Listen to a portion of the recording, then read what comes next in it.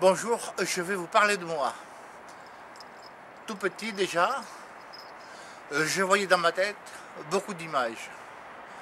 Et à cette époque-là, il était pratiquement impossible d'en parler aux parents.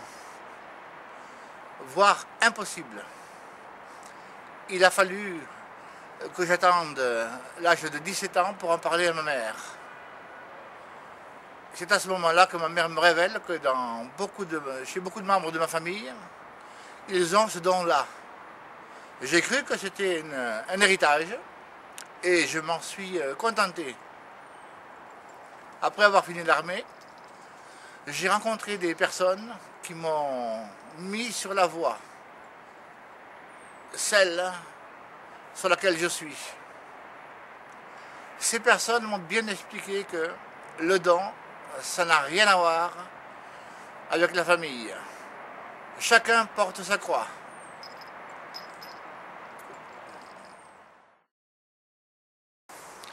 La voyance, beaucoup vous diront que c'est un don.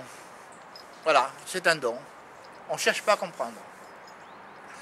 Le problème, c'est que c'est un don qui a été travaillé et retravaillé dans d'autres vies pour ceux qui croient à la réincarnation. Pour ceux qui n'y croient pas, je vous en reparlerai plus tard. Le don proprement dit n'est pas un don comme ça que Dieu vous donne comme ça parce que vous êtes mignon et tout beau. Le don est travaillé dans plusieurs vies. Il arrive quelquefois que celui qui a fait beaucoup de bien dans ses vies, sans rien demander, il arrive que Dieu le gratifie d'un don. C'est-à-dire qu'il vienne au monde avec un don de voyance. Ces gens-là sont assez rares. En ce qui me concerne, moi, j'ai travaillé ce don dans plusieurs vies. Et dans cette vie-ci, j'ai continué. Ce qui me permet de voir mon avenir à moi, et ce qui m'évite aussi maintenant d'aller voir les voyants. Parce que ma vie, je la connais. Contrairement à certains voyants qui disent qu'ils ne peuvent pas voir pour eux, je vous assure que si, on peut très bien voir pour soi. Je vais vous expliquer en 2 mots comment, dans cette vie, j'ai découvert mon don de voyance.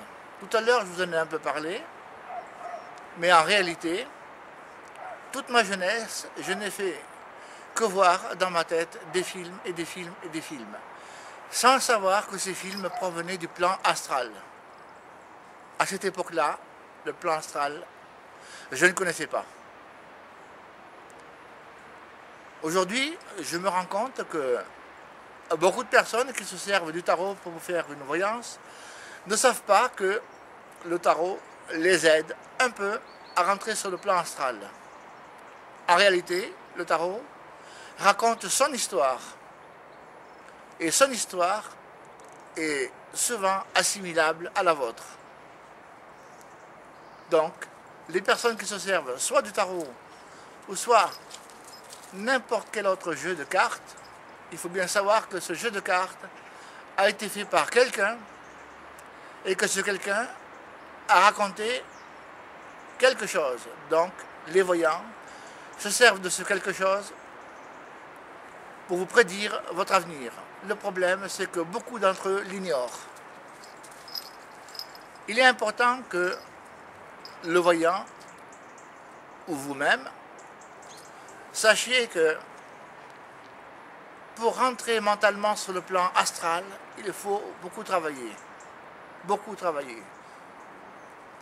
C'est-à-dire qu'il faut savoir maîtriser sa pensée et surtout avoir énormément de volonté.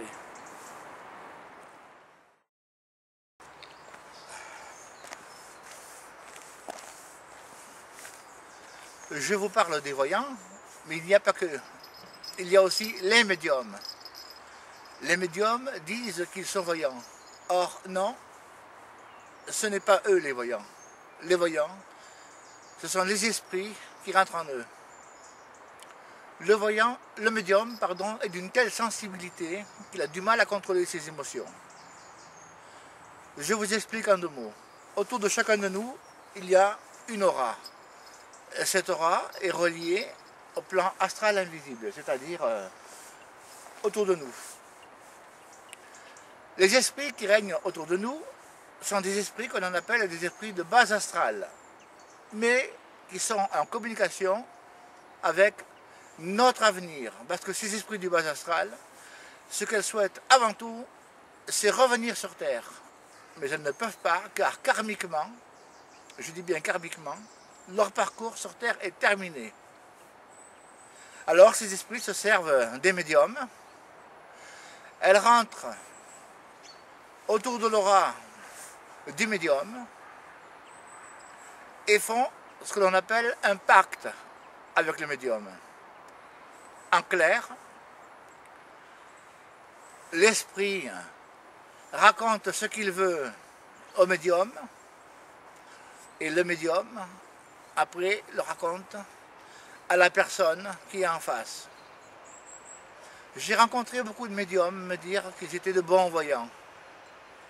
Et à plusieurs reprises, je leur ai dit, je leur ai répondu, vous n'êtes pas des voyants, vous êtes malheureusement des jouets, des objets, des pantins, et vous ne vous en rendez même pas compte. Alors soyez clairs avec vous-même. Laissez tomber. Dirigez-vous dans la voyance, apprenez à bien gérer votre voyance, à bien gérer votre mental, et vous verrez que les esprits ne viendront plus vous embêter. Les esprits, eux, ne chercheront pas à vous faire plaisir à vous. Ils chercheront à se servir de vous.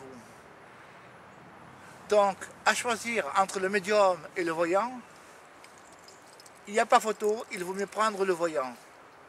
Le voyant, lui, c'est quelqu'un qui a beaucoup travaillé, alors que le médium, lui, c'est quelqu'un qui se laisse posséder.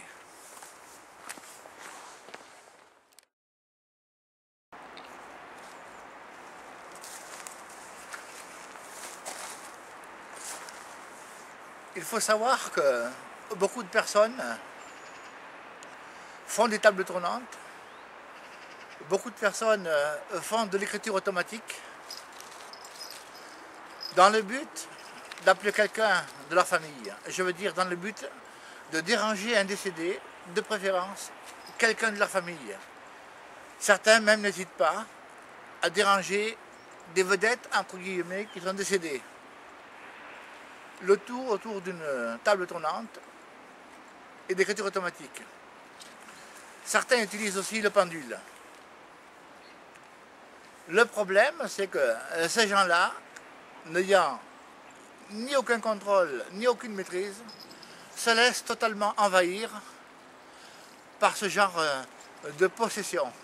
Quand je dis possession, ça veut dire que l'esprit, lui, comme je vous l'ai dit tout à l'heure, ne va pas chercher midi à 14 h. On lui offre une porte de sortie, et bien il la prend.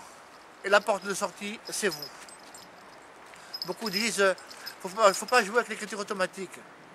Ce n'est pas une question de jouer ou de ne pas jouer. Si on prend un artiste, un peintre, le peintre, lui, laisse venir en lui l'esprit qui va l'aider à peindre.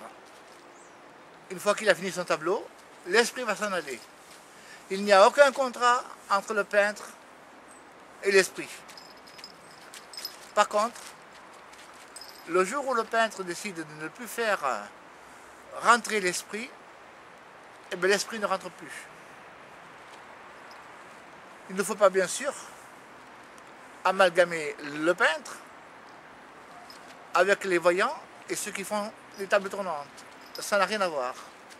Mais pourtant, le processus est le même. Ça veut dire, chacun essaye par ce moyen-là